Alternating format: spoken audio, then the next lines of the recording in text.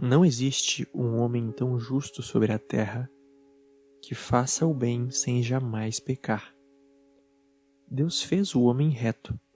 Este, porém, procura complicações sem conta. Eclesiastes, capítulo 7, versículos 21 e 30. Louvado seja nosso Senhor Jesus Cristo, para sempre seja louvado. Caríssimos, hoje o autor sagrado nos apresenta uma realidade dolorosa, mas que está inscrita na história humana. Você, eu, quase todos os que nos antecederão, todos os que convivem conosco e todos os que virão, pecaram, pecamos e continuaremos pecando. E nós nos enganamos acreditando que o pecado em nós é fruto exclusivo da ação do demônio na história. Mas o fato é que o pecado é um filho da concupiscência. Esta sim, cria do demônio.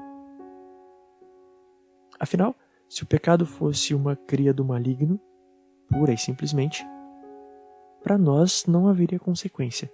O pecado só o é porque nós o fazemos, porque nós conscientemente o praticamos. A concupiscência, de modo muito simples, é a inclinação que nos faz ceder ao mal, mesmo sendo o bem aquilo que nós desejamos. É basicamente aquilo que São Paulo escreve na carta aos Romanos, lá no capítulo 7. Eu deixo de fazer o bem que desejo e acabo fazendo o mal que não desejo. E quando isso acontece, é porque o pecado é quem age em mim. Porque o pecado já frutifica em mim. O que cabe a você e a mim é resistir. Resistir bravamente. Não esmorecer, não fraquejar. Não abrir portas ao que traz à tona o nosso pior.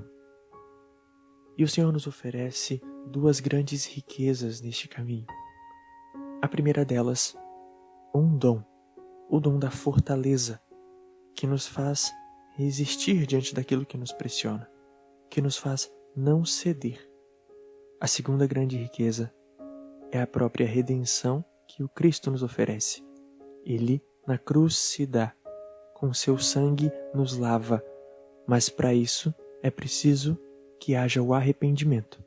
Então, se a fortaleza me ajuda no momento que antecede ao pecado, a misericórdia responde ao arrependimento depois do pecado. E é importantíssimo diferenciar o arrependimento e a culpa, porque essas duas coisas trazem consequências diferentes, embora resultem, ou melhor, possam resultar dos mesmos atos.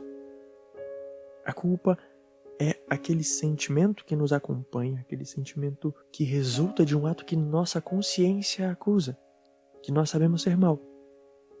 Trata-se de uma situação de consciência que nos leva à justificação, à lamentação.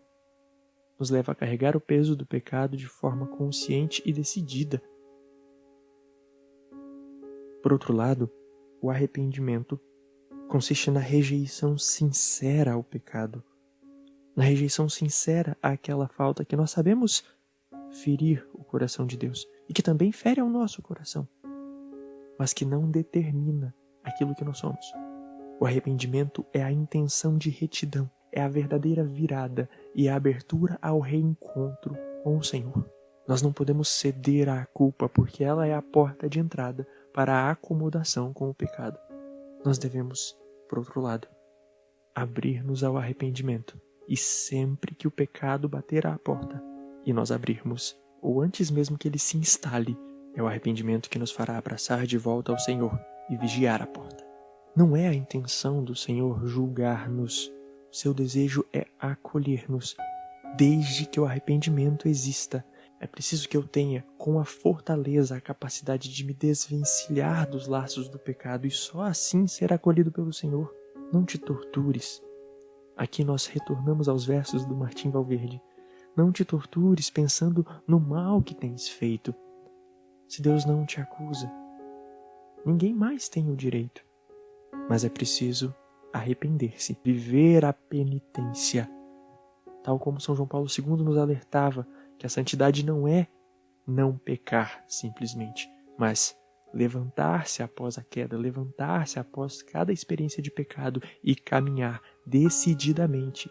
A mesma fortaleza que, antes da queda, nos leva a resistir, nos fará levantar a cabeça, firmar os pés no chão e levantar-nos. Aqui está o êxito, nisto reside a verdadeira força. No Senhor resistir à inclinação, fugir dela, ter verdadeira força de vontade. E aqui está o sentido dessa expressão. Fortaleza. De fato, não houve, com exceção do próprio Cristo e da Virgem Maria. Não há e não haverá homem que não tenha pecado ou que não pecará. Mas absolutamente todos estão recobertos pela graça da infinita misericórdia. Basta que você e eu queiramos e creiamos.